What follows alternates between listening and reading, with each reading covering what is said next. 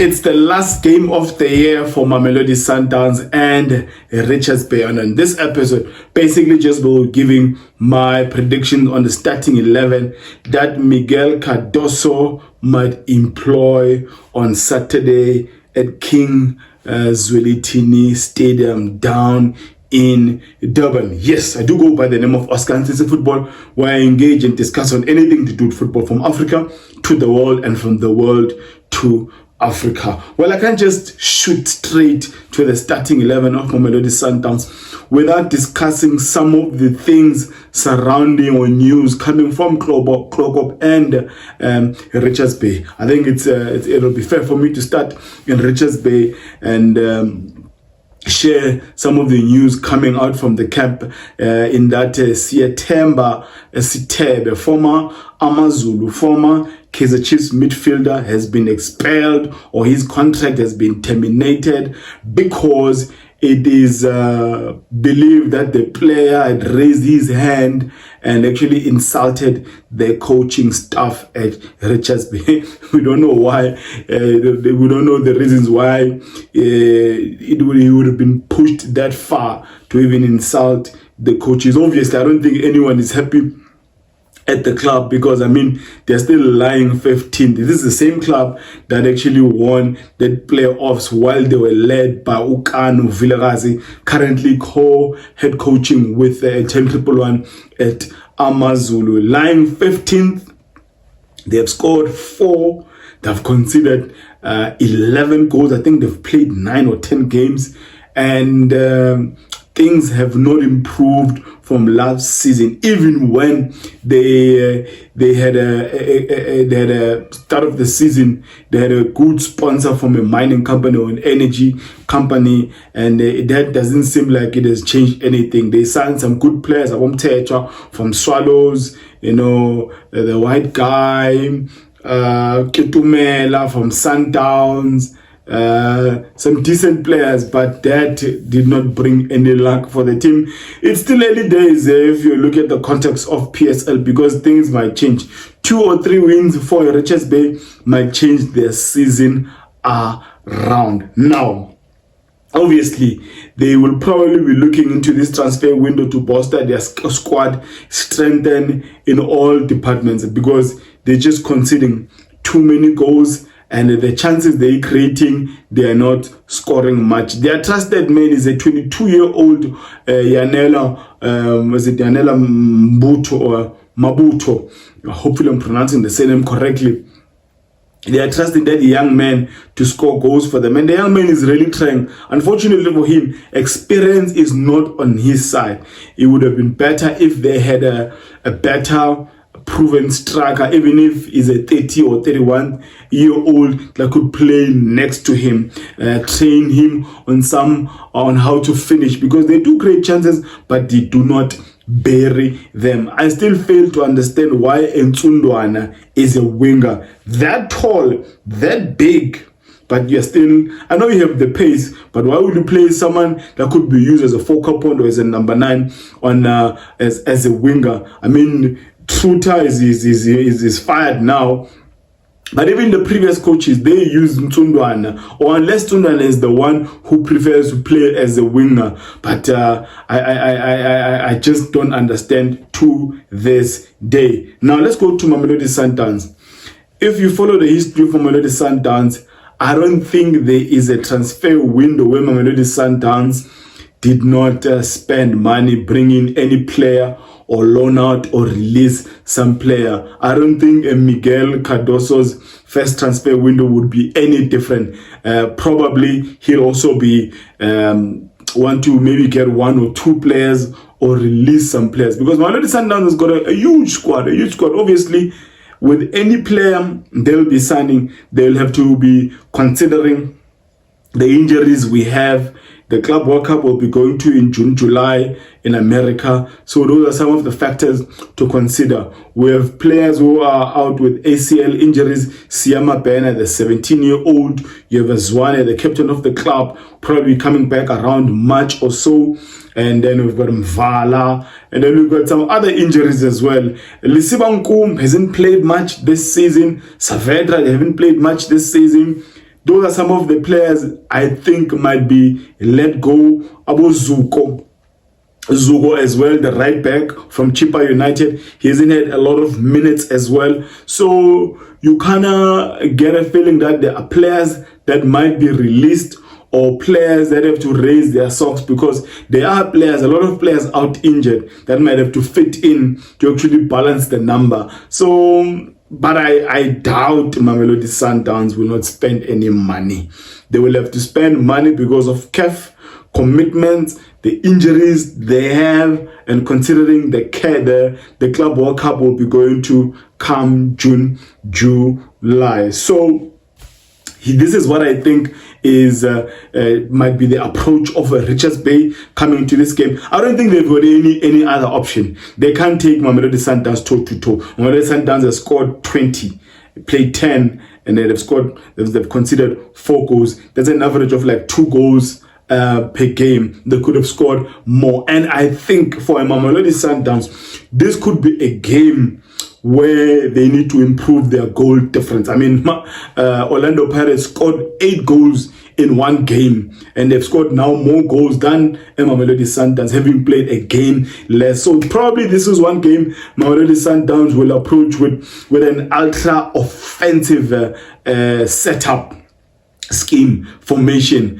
so that they not only win the game, but they win the game with scoring a lot of goals. I mean, Richards Bay, I mean, they're lying 15th, and they're low on confidence. And I would understand why Sithebe would be fighting coaches, because of some of the things that are happening at the club. Now, Mudau, Williams, they are suspended. Williams, red card. Mudau collecting another unnecessary yellow card.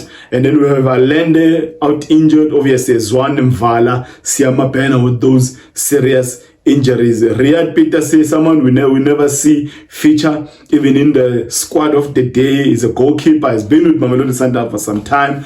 He was also part of the injury list in the previous match. So we have a lot of players out injured.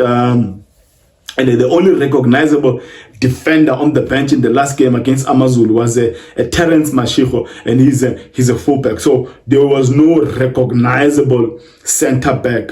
I know Grant Kekana is back in training, and hopefully we will see a recognizable defender. Now let's go to the starting 11 of Mamelodi Sundowns. Obviously, with the number 1, Williams is out, red card. So the next 2 games, Onyango or Chabalala might be tried out, because Peter C is also out injured. So could be February on the bench and Onyango starting, or could be Onyango starting and the young one Chabalala on the bench. The back 4, I think it's going to be a Lunga, who has done fairly well ever since Miguel Cardosso took over. And the right back, automatically we all know that Etapelo Murena, the most versatile player at Mamelodi Sundowns, will fill in that right back position. He has played that position under Miguel Cardosso when Sundowns was playing Stellenbosch down in Cape Town. And then the central pairing,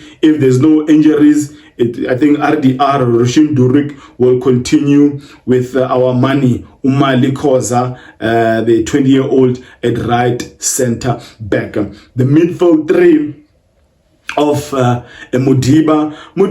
I think Modiba does so much better when he's playing that 8th position than he does when he is at left back position. So I think he's underused, if there's such English, when he's at left back, but we see so much of him when he's playing that number 8 box to box or 8.5 or 10 position. And here's the thing with the Modiba. He's got a capacity to take free kicks, to take shots at goal outside the box, and he demands even keepers to save some of the shots he takes outside the box. And there's always an assist from Modiba. There's always that connection between him and the forward players. So Modiba, I prefer him playing in the 8 than him playing at left back position. I actually don't know your opinion on this. We really love your comments on the section below, because such videos are for engagement. They're not just for you to watch from minute 1 till the end, but it's also to hear what you think about the style of play Miguel Cardosso is employing, the players he's using. Is he any different from Rulani, Mangoba Mkwena?